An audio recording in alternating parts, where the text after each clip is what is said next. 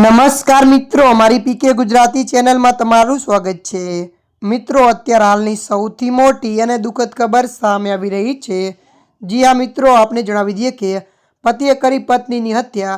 જી હા મિત્રો, વિગતવાર આપને વાત કરીએ તો વડોદરાના ગોજાલી ગામે આડા સંબંધની શંકા જતા પતિએ પત્નીની હત્યા કરી હોવાનું સામે આવ્યું છે। પતિએ દંડાથી બેરમીથી પત્નીને માર મારતા મોત થયું છે।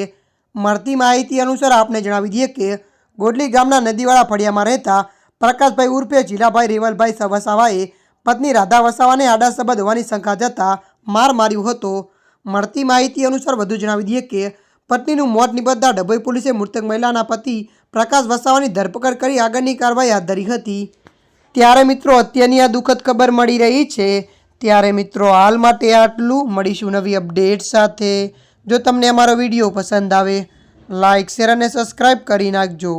ધન્યવાદ।